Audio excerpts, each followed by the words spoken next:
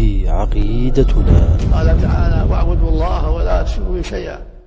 لها رسول الله صلى الله عليه وسلم في الصحيفة التي لا تنطق عن الهوى، وهي صحيفة رسول الله صلى الله عليه وسلم.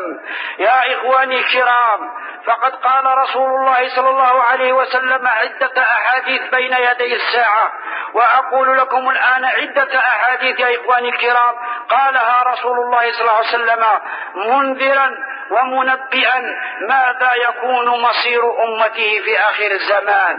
قال في الحديث الصحيح: يوشك أن تتداعى عليكم الأمم من كل أفق كما تتداعى الأكلة على قصعتها.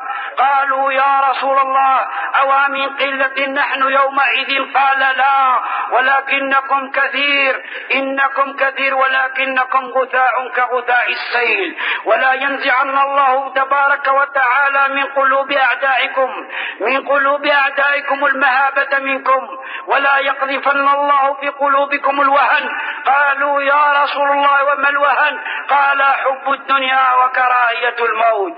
هذا الحديث يا إخواني الكرام كما قال العلماء وعلى رأسهم ابن كثير، هذا الحديث من أشراط الساعة. هذا الحديث يبين يا إخواني الكرام على أننا الآن في هذه اللحظة ينطبق علينا. ماذا يقول؟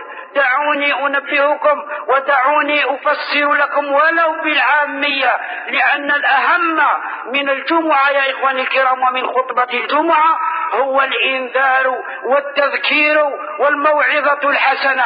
فلذلك وجب علينا أن نوصلها إلى أبنائنا وإلى جماعتنا، ولو أدى ذلك بنا إلى النزول عن درجة اللغة العربية. يقول الرسول صلى الله عليه وسلم في هذا الحديث: يوشك، قريب، رجاء وعد الوقت تتنادى عليكم الأمم من كل أفق، يتنادون علينا يا إخواني الكرام من كل مكان. اليهود والنصارى وغيرهم من الملل يتنادون علينا من كل مكان، كما يتنادى الأكلة على قطعتها، كما أن الناس إذا جعلوا قطعة بينهم للأكل يتنادون من هنا ومن هنا: تعال يا فلان تأكل، وتعال يا فلان تأكل. فكذلك الكفرة تنادوا علينا: تعالوا تأخذوا من خيرات المسلمين، تعالوا لكي تذلوا المسلمين، تعالوا لكي تأخذوا ديارهم وأرضهم وأرزاقهم وتبعثروا دينهم، تعالوا وهلموا. فأجمعوا كيدهم ثم أتوا إلينا صفا. يا إخواني الكرام انتبهوا. فقال رسول الله صلى الله عليه وسلم لما قال هذا الكلام، فقال الصحابة رضي الله تعالى عنهم: أو من قلة نحن يومئذ يا رسول الله؟ احنا ذاك الوقت نكونوا قلال؟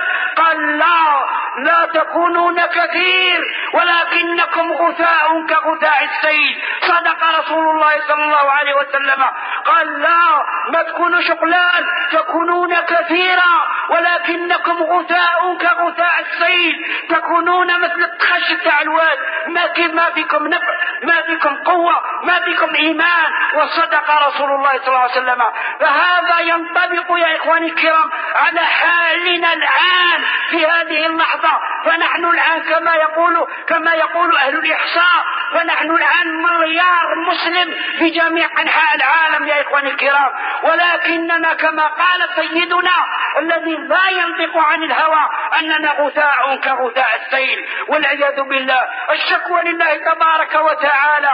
أصبحنا كالتخش تاع الواد، ما فينا حتى نفع يا إخواني الكرام. وقال رسولنا لما قال: تكونون غثاء ولكنكم غثاء كغثاء السيل. ولا ينزعن الله من قلوب أعدائكم المهابة منكم. الله تبارك وتعالى ينزع من قلوب الأعداء المهابة من المسلمين، فيصبحوا لا يهابوننا ولا يجعلون لنا حسابا، بل يجعلوننا مثل الذباب ومثل البراغيث.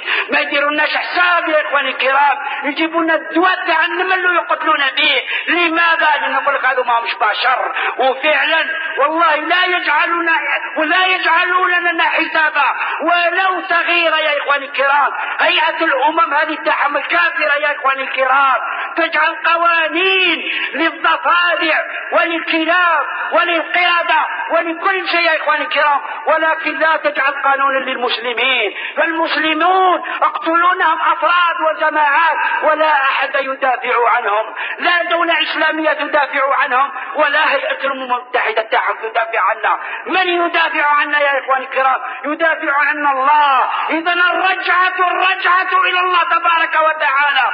فقد نمنا كثيرا ولقد تأخرنا كثيرا ولقد هربنا عن الله كثيرا. الرجعة كما قال ربنا تبارك وتعالى: أزفت العازفة ليس لها من دون الله كاشفة. المصيبة وصلت، اشكون يسلكها ربي؟ ما يسلكها لا صواريخ ولا معدات ولا دبابات ولا شيء، يسلكها ربي سبحانه. فالقلوب المؤمنة التقية النقية التي لا تخاف إلا الله تبارك وتعالى.